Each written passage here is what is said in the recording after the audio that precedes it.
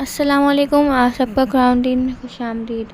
حیض کا بند ہونا یا اس میں بے قاعدگی آنا اکثر ہارمونل امبیلنس، اسٹریس یا کسی میڈیکل وجہ سے ہو سکتا ہے۔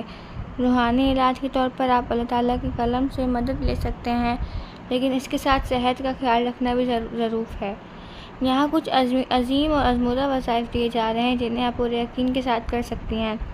سورہ الانشقاق کا وظیفہ۔ سورہ الانشقاق کی شروعاتی آیات رکاوٹ کو دور کرنے کے لیے بہت مفید مانی جاتی ہیں۔ سورہ الانشقاق کی آیت نمبر 1 سے 4 تک۔ ان آیات کو روزانہ 21 مرتبہ پڑھیں، پانی پر دم کریں اور وہ پانی پئیں۔ یہ عمل آپ نے لگاتار تب تک کرنا ہے جب تک حیض کھل نہ جائے۔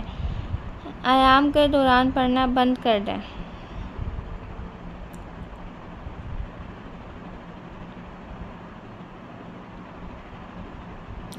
نمبر 2، سورہ الفاتحہ اور آیت الکرسی کا دم۔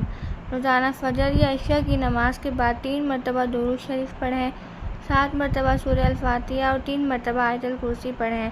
آخر میں پھر 3 مرتبہ درود شریف پڑھیں۔ اپنے ہاتھوں پر دم کرکے اپنے پیٹ پر پھونک ماریں اور پانی پر بھی دم کرکے پئیں۔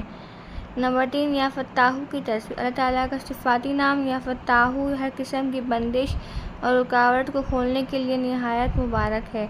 اٹھتے بیٹھتے چلتے پھرتے کثرت سے یا فتاحو پڑھنے کا ورد رکھیں۔